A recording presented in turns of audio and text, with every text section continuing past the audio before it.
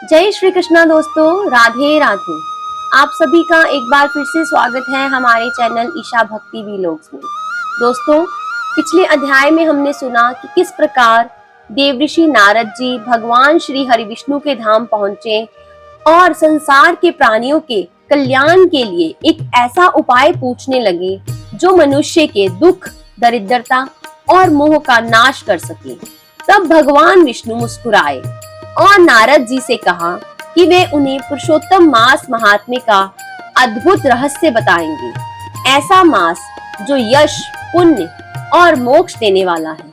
अब आगे इस दिव्य कथा में क्या हुआ, भगवान विष्णु ने पुरुषोत्तम मास का रहस्य किस प्रकार नारद जी को बताया, आखिर इस मास की उत्पत्ति कैसे हुई, इन सभी रहस्यों को जानने के लिए मन को श्रद्धा और भक्ति से भर लीजिए और बोलिए जय श्री कृष्णा, राधे राधे।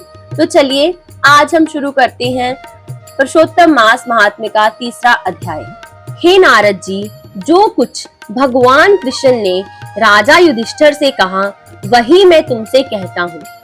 एक समय धर्मराज युधिष्ठिर जुए में दुर्योधन से सब कुछ हार गए तो द्रौपदी को बालों से पकड़कर दुष्ट दुशासन ने खींचा और वस्त्र भी पकड़कर खींचे तो कृष्ण भगवान ने रक्षा की।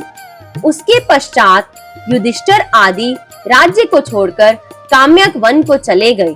वहां पर वन में युधिष्ठिर, द्रौपदी आदि बाल बिखेरे वन में रहने वाले हाथियों की तरह वन के फलों को खाकर अति दुख को प्राप्त हुए। एक समय देवकी के पुत्र श्री कृष्ण भगवान उनको दुखी जानकर काम्यक वन को गए।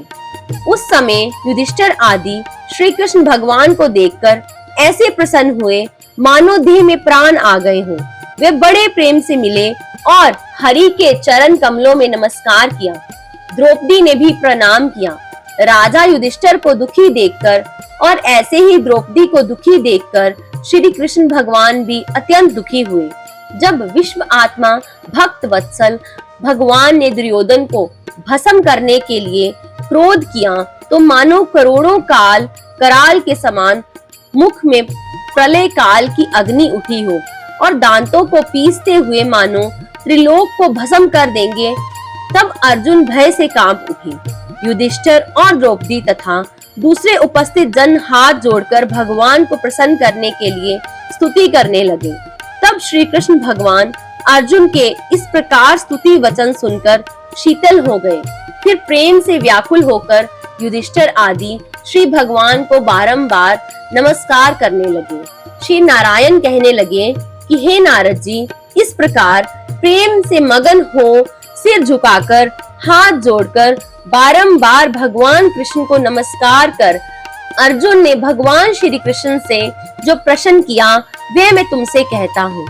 हरि भगवान ये सब सुनकर पांडवों के हितकारक वचन कहने लगे। कृष्ण कहने लगे, हे अर्जुन, मेरे वचनों को सुनो और आपने जो अपूर्व प्रश्न किया है इस समय मैं इसका उत्तर देने को समर्थ नहीं।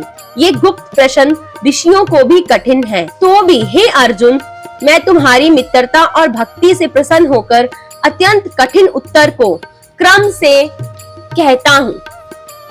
हे अर्जुन, एक समय में संयोगवश अधिक मास आया।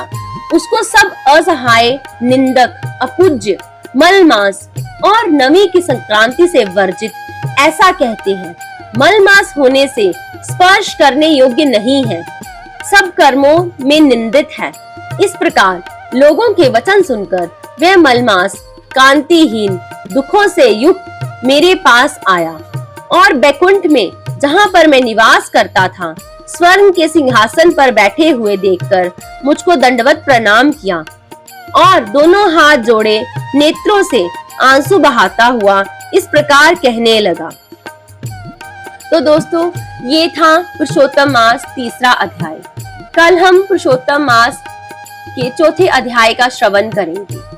तब तक आप इस कथा को शेयर करें, लाइक करें और कमेंट में जय श्री कृष्णा लिखना ना भूलें। राधे राधे।